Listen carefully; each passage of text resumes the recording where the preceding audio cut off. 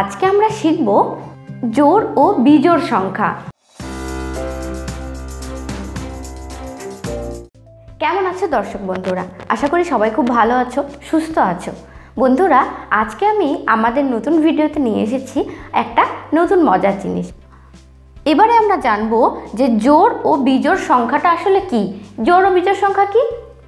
যে সমস্ত সংখ্যাকে 2 দ্বারা ভাগ করা যায় তাদের বলা হয় জোড় সংখ্যা।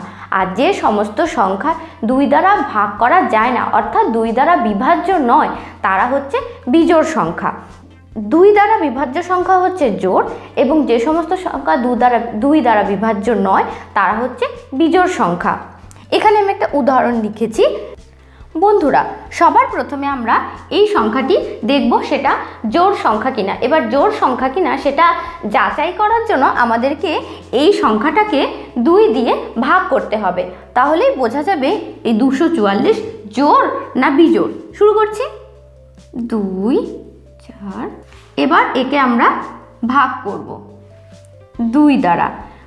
আমরা প্রথমেই জানি ভাগ করতে, আসলে সবাই জানি যে ভাগ শুরু করতে হয় সংখ্যার বাঁ দিক থেকে। প্রথমে আমরা 2কে 1 দিয়ে ভাগ করলে সেটা হবে 2 1 2। 2 এর থেকে 2 বিয়োগ হলে 0, কোনো সংখ্যা নামবে না, পরের সংখ্যাটি নামবে। আবার 2 দ্বারা যদি এই 4কে ভাগ করা হয় তাহলে 2 2 4, বিয়োগ করলে মিলে গেল, পরের সংখ্যা নামবে। আবার 2 2 4। তাহলে 244 কিন্তু 2 দ্বারা বিভাজ্য, তাই এই সংখ্যাটি হচ্ছে 244 সংখ্যাটি কিন্তু জোড় সংখ্যা। এবার আমরা পরের সংখ্যাটিকে নিয়ে ভাগ করে দেখব যে পরের সংখ্যাটি 2 দ্বারা বিভাজ্য কি না। এবার আমরা 271কে 2 দিয়ে ভাগ করে দেখব যে সেটির ভাগফল কি দাঁড়াচ্ছে। প্রথমে 2 দিয়ে একবার 2 1 2, মিলে গেল, 7 নামলো। 2 দিয়ে 7কে যদি আমরা ভাগ করি, 2 এর নামতা বললে কি হবে? 2 1 2, 2 2 4, 3 2 6, 4 2 8। বেশি হয়ে যাচ্ছে, তাহলে সবসময় কি হয়, এখানে যে সংখ্যাটি থাকে তার থেকে ছোট সংখ্যা বসাতে হয়। তাহলে হবে 3 2 6। 7 থেকে 6 বিয়োগ হলে থাকবে 1। 2 এর থেকে 1 ছোট, তাই পরের সংখ্যাটিকে আমাদেরকে নিচে নামাতে হবে। এবার কি হবে? এবার আমাদেরকে ভাগটিকে আর একটু বাড়িয়ে দেখতে হবে। 2 1 2, 2 2 4, 3 2 6, 4 2 8, 5 2 10, 6 2 12। 6 দিলে বেশি হয়ে যাচ্ছে, তাই আমাদেরকে এখানে দিতে হবে 5। 5 2 10। বিয়োগ হলে কি হচ্ছে? 1 এর থেকে 0 বিয়োগ হলে 1 অবশিষ্ট থাকছে। তাহলে কিন্তু এই ভাগ অঙ্কটি শেষে 1 ভাগশেষ থাকছে। ঠিক আছে, তাহলে অঙ্কটি কিন্তু পুরোপুরি 2 দ্বারা বিভাজ্য হচ্ছে না, মানে ভাগফল মিলে যাচ্ছে না। তাই এই সংখ্যাটি কিন্তু জোড় সংখ্যা নয়। এই যে 271, এই যে সংখ্যাটা আছে, এটা হচ্ছে বিজোড় সংখ্যা, মানে 2 দ্বারা বিভাজ্য নয়। আগের আমরা যে 244কে ভাগ করলাম 2 দিয়ে, সেটা মিলে গেছে, তাই হচ্ছে 244 জোড় সংখ্যা। কিন্তু 271 যেহেতু 2 দিয়ে ভাগ করলে মিলে যাচ্ছে না, তাই সেটা হচ্ছে বিজোড় সংখ্যা। যেহেতু 244 সংখ্যাটি 2 দ্বারা বিভাজ্য, তাই 244 জোড় সংখ্যা। আর যেহেতু 271 সংখ্যাটি 2 দ্বারা বিভাজ্য নয়, ভাগশেষে 1 আছে, তাই 271 বিজোড় সংখ্যা। এবার কিছু মনে রাখার বিষয় আছে, সেগুলো আমাদেরকে কিন্তু মনে রাখতে হবে। আমি সেগুলো তোমাদের এখন লিখে দেখাচ্ছি। বন্ধুরা, এবার যে বিষয়গুলো আমরা জানবো সেগুলি কিন্তু একটু মনে রাখার বিষয়। সেগুলি কি? জোড় সংখ্যা হবে যদি একক স্থানে 0 2 4 6 8 এর যে কোনো একটি অঙ্ক বসে। আরেকবার বলছি, সবাই খুব মন দিয়ে শুনবে। জোড় সংখ্যা হবে যদি একক স্থানে 0 2 4 6 8 এর যে কোনো একটি অঙ্ক বসে, তাহলে সেই সংখ্যাটি অবশ্যই জোড় সংখ্যা হবে। বিজোড় সংখ্যা অবশ্যই হবে যদি একক স্থানে 1 3 5 7 9 এর যে কোনো একটি অঙ্ক থাকে। বিজোড় সংখ্যা চিনবার উপায় কি? যদি এককের স্থানে 1 3 5 9 5 7, 9 এর যে কোনো একটি অঙ্ক থাকে। তাহলে এককের স্থানটি কিন্তু খুব গুরুত্বপূর্ণ জোড় বিজোড় সংখ্যা চেনার জন্য। ঠিক আছে, তাহলে জোড় বিজোড় সংখ্যা প্রাথমিকভাবে চেনার জন্য আমরা এই দুটি নিয়ম কিন্তু লক্ষ্য করতে পারি। আবারও বলছি, জোড় সংখ্যা কিভাবে বুঝবো? যদি একক স্থানে 0, 2, 4, 6, 8 ইত্যাদি থাকে। আর বিজোড় সংখ্যা চিনবার উপায় হচ্ছে এককের স্থানে যদি 1, 3, 5, 7, 9 এর যে কোনো একটি অঙ্ক থাকে তাহলে সেটা হবে বিজোড় সংখ্যা। মনে রাখতে হবে, কি কি মনে রাখতে হবে?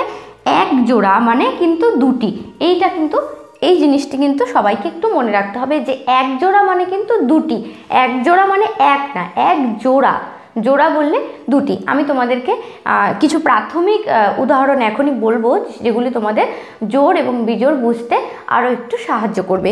তার আগে আরও একটা গুরুত্বপূর্ণ বিষয় যেটা মনে রাখা খুবই জরুরি, সেটা কি?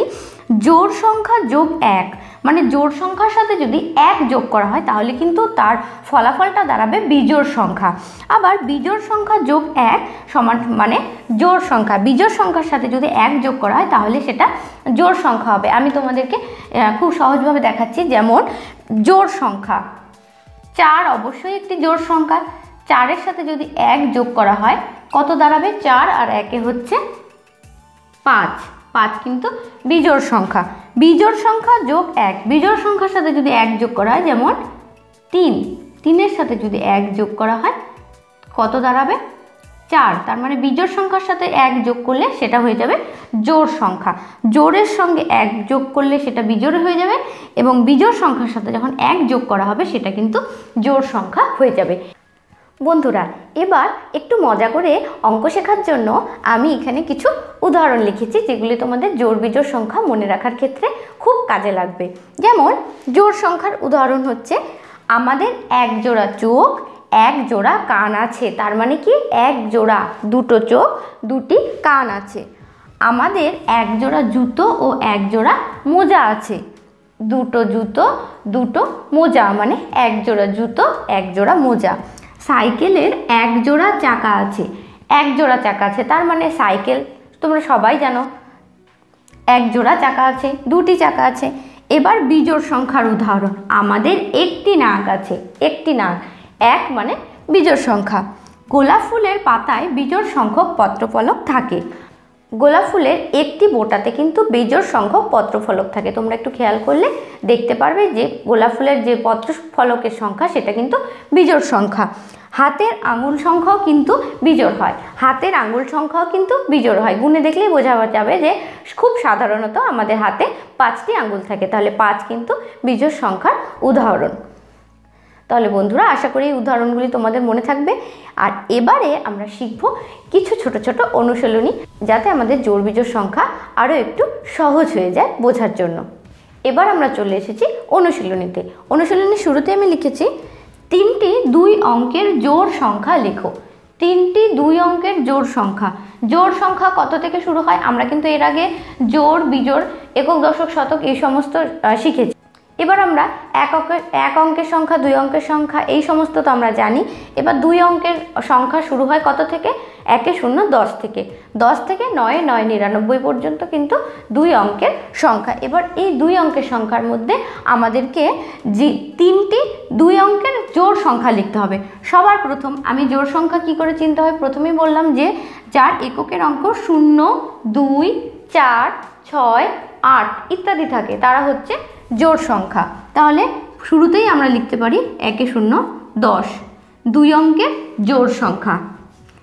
এবার আরেকটা 10-এর পরে 1, 1, 11, 11 কিন্তু জোড় নয়, 11 হচ্ছে বিজোড়।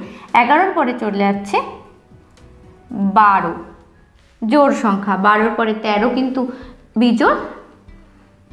1, 4, 14। খুব সহজভাবে আমরা 2 অঙ্কের 3টি জোড় সংখ্যা লিখে ফেললাম। এবার 3টি 2 অঙ্কের বিজোড় সংখ্যা।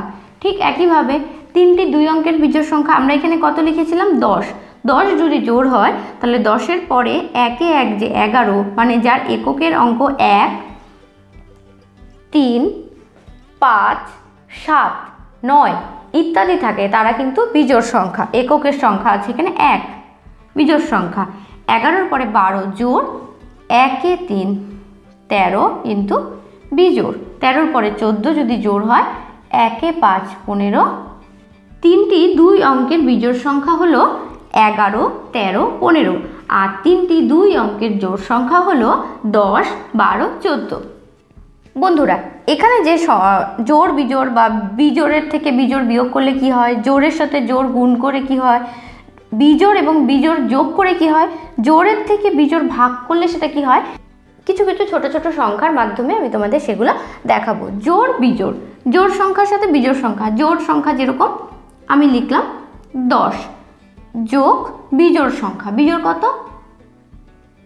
11ই লিখলাম, জোড় 10 জোড় 11 বিজোড়। এবার 10 আর 11 যোগ করলে কত হয়, পাশাপাশি যোগ যদি করি একক দশক, একক দশক, একক একক যোগ করলে কত হবে, 1 আর 0 যোগ করলে 1, 1 আর 1 যোগ করলে হবে 1 আর 1 2।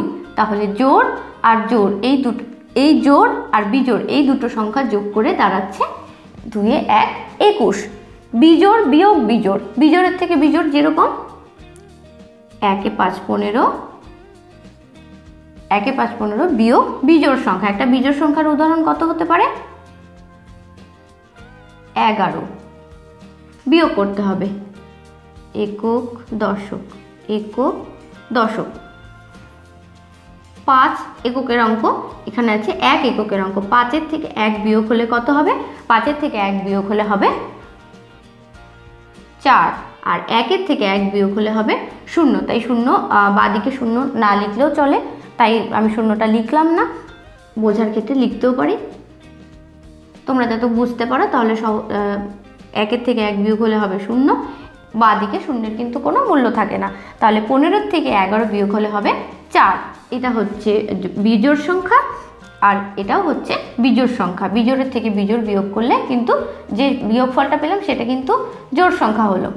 জোড়ের সাথে জোড় গুণ করতে হবে, এটা আমি এক অঙ্কের সংখ্যা দিয়ে দেখাচ্ছি তোমাদেরকে। যেরকম জোড় হচ্ছে 4 গুণ 6, 4 আর 6 গুণ করলে কত হবে, আমরা এখন 6 বা 4 যে কোনো অঙ্কের নামতা পড়লে সেই গুণফলটা পেয়ে যাব। যেরকম 6 একে 6, 6 দুগুণে 12, 3 6 18, 4 6 24। এই যে জোড় আর এই দুটো জোড় সংখ্যার গুণফল 4 6 24।